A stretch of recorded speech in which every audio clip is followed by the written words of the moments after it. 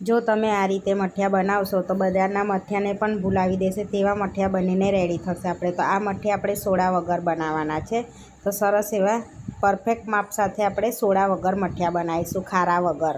આજે હું શેર કરીશ તમારી સાથે પાતરા મઠિયા બનાવવાની રેસીપી. તો આ મઠિયા આપણે સોડા વગર બનાવવાના છે અને પરફેક્ટ માપ સાથે બનાવીશું. તો અહીં આગળ મેં કિલોના મઠિયા બનાવું છું તો 750 મઠિયાનો લોટ લીધો છે અને 250 અડદનો લોટ લીધો છે. હવે આપણે અંદર એડ કરી દઈશું લોટ. આ બધા લોટને અહીંયા અડદનો લોટને બી ચારી લેવાનો છે. તો આ બધા લોટને આપણે ચારીને જ લેવાના છે.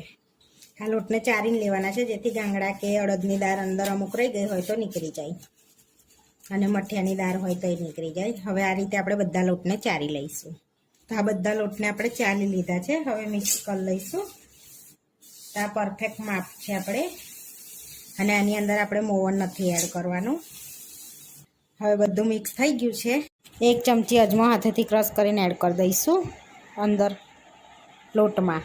હવે એની અંદર આ રીતના મરચાં આવે છે અંદર એડ કરવાના. તો આ મઠિયાના સ્પેશિયલ મરચાં હોય છે. તો એ જ મરચું આપણે દળી લીધું છે. તાપમાં તપાઈને પછી એને મિક્સરમાં દળી લેવાનું છે. તે 1 ચમચી જેવું આપણે એડ કરીશું કેમ કે તીખા મરચાં આવે છે એટલે 1 ચમચી જેવા એડ કરીશું આપણે અંદર. તમારી પાસે આ મરચું ના હોય તો તમે લીલું મરચું પણ યુઝ કરી શકો છો. હવે આને સાઈડમાં રાખીને આપણે પાણી બનાવી લઈશું.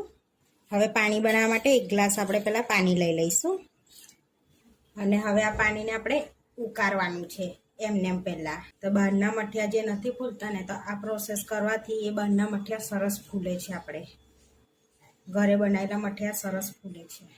તો આ રીતે 1 મિનિટ સુધી બરાબર પાણીને ઉકળવા દેવાનું છે. હવે આપણું બરાબર પાણી ઉકળી ગયું છે. હવે ગેસ બંધ કરી નીચે ઉતારી લઈશું પાણીને.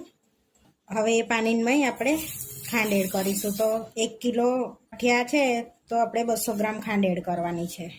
તો આ બીજો ગ્લાસ 2 ટેબલ સ્પૂન મીઠું એડ કરીશું. હવે આને હલાવીને ખાંડને એકદમ ઓગાળી લેવાની છે આપણે. તો આપણે સરસ ખાંડ એવી ઓગળી ગઈ છે. હવે થોડુંક આપણે લોટ બંધાય એટલું પાણી ઠંડુ થાય એટલે આપણે લોટ બાંધી લઈશું. પછી પાણી ઠંડુ અસેકું ઠંડુ થઈ ગયું છે. હવે આપણે લોટ બાંધી લઈશું. તો આ પહેલાં બધું મિક્સ કરી લઈશું મસાલો. હવે થોડું થોડું પાણી એડ કરતા જઈશું આની અંદર ખાંડવાળું અને લોટ બાંધી લઈશું આપણે. એકદમ આમ કઠણ લોટ બાંધવાનો છે. હવે બીજું બી એડ કરી દઈશું અંદર. તો બધું પાણી આપણે ખાંડવાળું એડ કરી દેવાનું છે. હવે આપણે મિક્સ કરીશું. જરૂર પડે તો ઉપરથી આપણે બીજું ઠંડુ પાણી લઈ શકીએ છીએ. હવે અડધો ગ્લાસ આપણે બીજું ઉપરથી પાણી લઈશું. આપણે 1.5 ગ્લાસ પાણી લીધું છે. હવે સરસ લોટ બાંધી લઈશું. તો આ રીતે કઠણ આપણે લોટ બાંધી લેવાનો છે. હવે એમાં થોડો થોડો આ રીતે લઈ લઈશું આપણે. હવે આની ઉપર આપણે થોડુંક તેલ લગાડવાનું છે. આ રીતે તેલવાળું કરી ને પછી છે ને એને કચરવાનો છે આ રીતે. આ પ્રોસેસ કરશું ને તો તમારા મઠિયા એકદમ પોચા બનશે. તો સોડાની બી જરૂર ના પડે.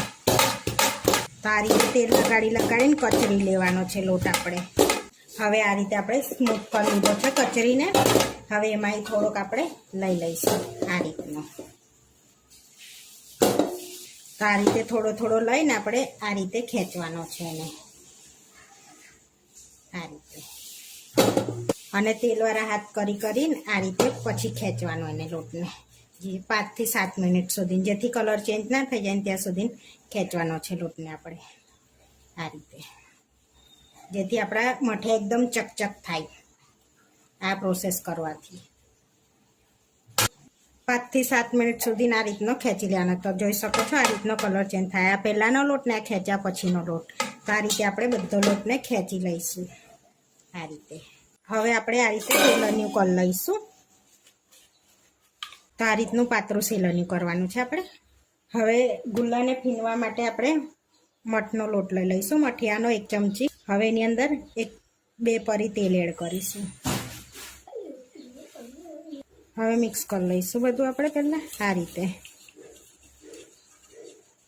હવે ફીની લીધું છે આપણે આ રીતનું.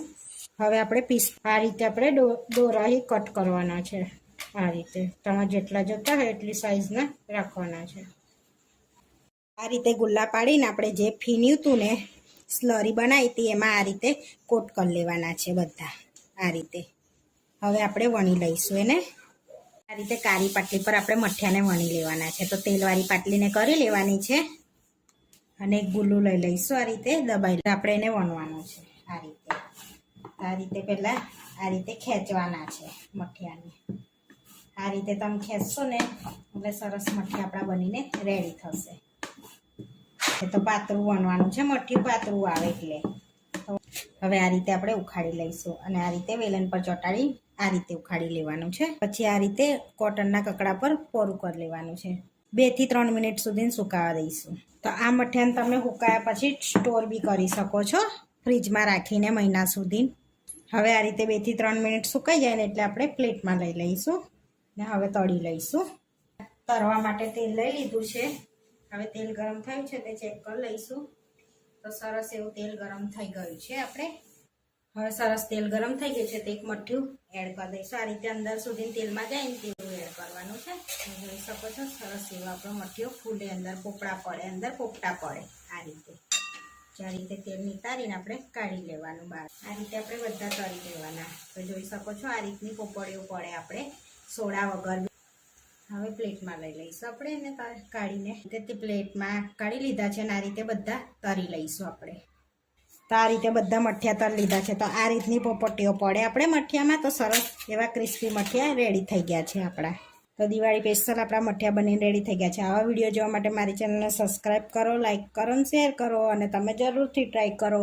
ફરી મળીશું નવા વિડીયોમાં અને કોમેન્ટ કરીને જરૂરથી જણાવજો કે તમને મારી રેસીપી કેવી લાગી.